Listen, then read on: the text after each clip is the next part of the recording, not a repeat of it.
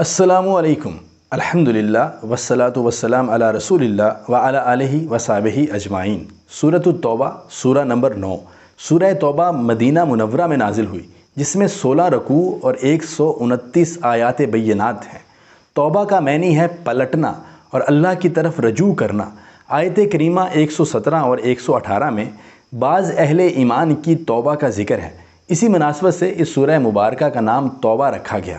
صلح حدیبیہ کے بعد مشرکین مکہ کی طرف سے معاہدے کی خلاف ورزی کی گئی، جس پر اللہ رب العزت کی طرف سے اعلان برات اور جنگ تبوک میں بعض مسلمانوں کی کمزوریوں پر گرفت اور پھر معافی کا اعلان کیا گیا۔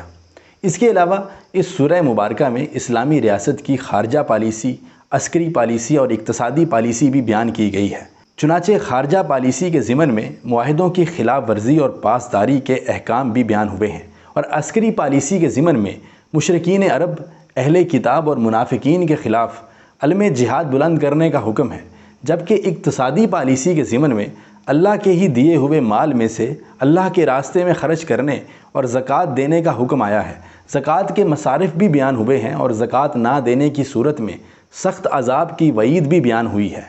سورہ توبہ میں مشرکین کو مسجد حرام کی تولیت سے معزول کرنے اور مسلمانوں کو مسجد حرام کا متولی بنانے کا اعلان بھی ہوا ہے، اور منافقین کی طرف سے فرقہ وارانہ بنیاد پر مسجد کی تعمیر کا ذکر اور مسلمانوں کو ایسی مسجد کا بائیکاٹ کرنے کا حکم بھی موجود ہے۔ چنانچہ ایسی ہی ایک مسجد یعنی مسجد ضرار کو آگ لگا دی گئی۔ اس سورہ مبارکہ میں نبی کریم صلی اللہ علیہ وآلہ وسلم کا مقصد بعثت بھی بیان ہوا ہے۔ اللہ تعالیٰ نے آپ صلی اللہ علیہ وآلہ وسلم کو اس لیے بھیجا کہ آپ دین اسلام کو تمام ادیان پر غالب کر دیں، اور خاص بات یہ بیان ہوئی کہ اگر غیر مسلم اسلامی ریاست کا تعلیمی ویزا یعنی ایجوکیشنل ویزا لے کر دین اسلام سیکھنے کے لیے آئیں تو ان کی حفاظت کی جائے اور باخیریت واپسی کی سہولت بھی فراہم کی جائے۔